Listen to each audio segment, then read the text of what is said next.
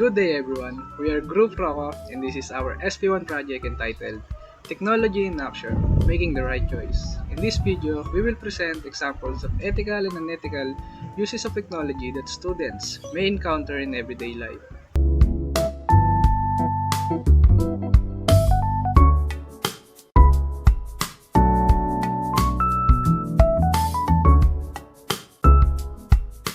May assignment kami about AI. Nag-search ako source online. Pwede ka man i-copy yung idea, pero ilagay ko pa rin yung citation. Para pair din sa original author.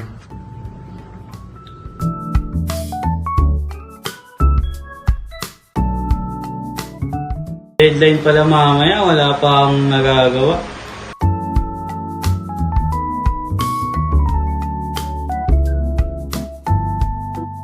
Copy ko na lang itong online para mabilis.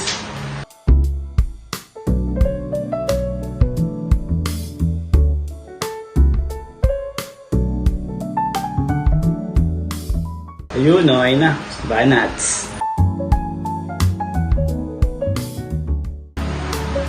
Gagi, plagiarism pala ito.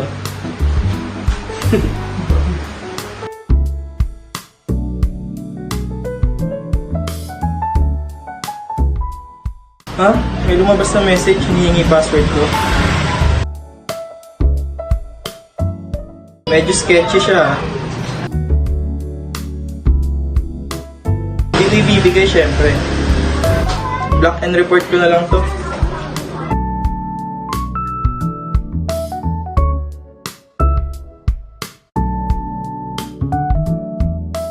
Pangit naman ang gawa. Pangit na ito.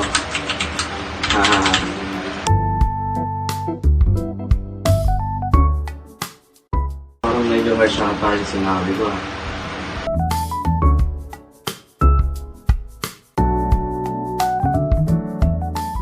Uy, trending to .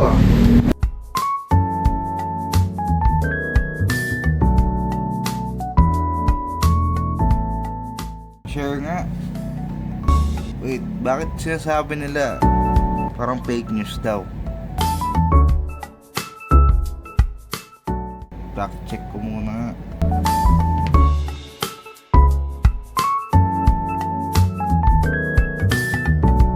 Fake news daw.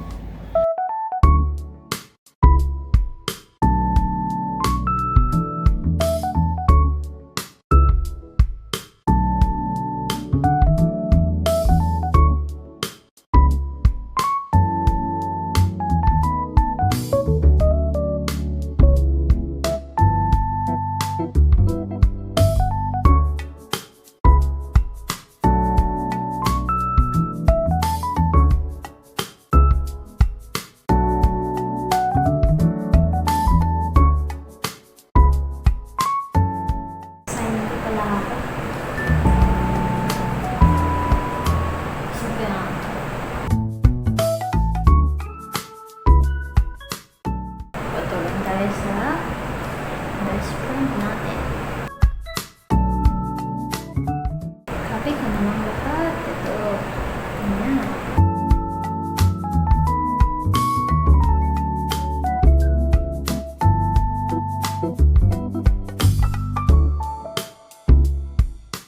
Okay na ito. Dito na siya babasahin.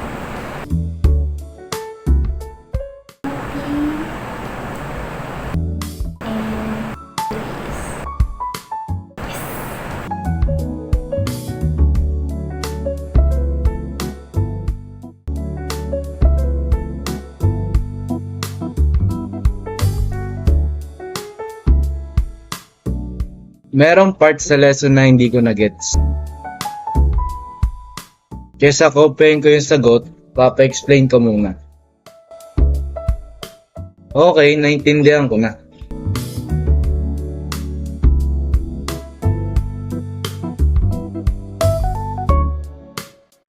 Alimutan mo yung password ko!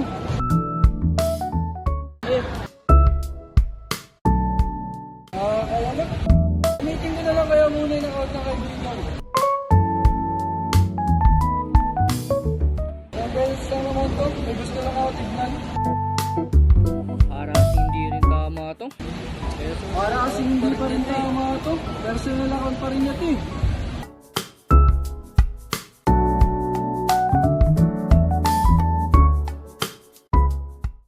Technology is a part of our everyday lives.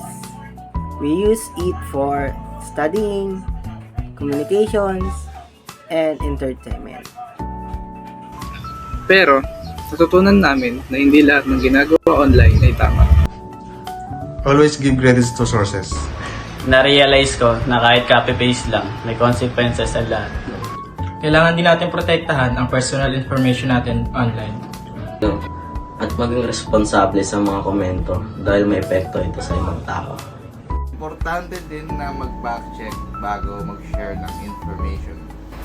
Gamitin ang AI bilang gabay sa pag-aaral, hindi bilang paraan upang umiwas sa sariling paggawa. Mas maganda rin gamitin ng technology para matuto at mapalawak ang ating kaalaman. Dapat din natin respetuhin ang privacy ng accounts ng ibang tao.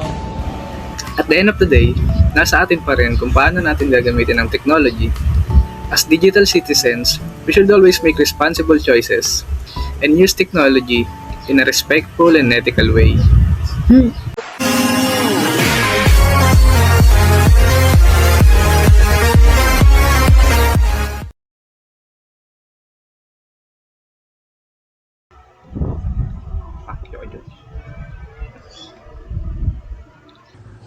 Nyari kakamot ako. Ay, may assignment pala kami ni JJ. Tangin kasi ni Kate eh. At maging responsable sa mga komento dahil... 1, 2, 3, go. Sasabihin ko. Jobs back here. 1, 2, 3. Wala maingay ha. Na-realize ko. Hindi, patay mo lang yung gago pa. Game. Kaya lang ito, huwag katuloy kasi, Jay. Wait lang. Na-realize ko na kahit copy-paste lang, may consequences sa lahat. Taray ko.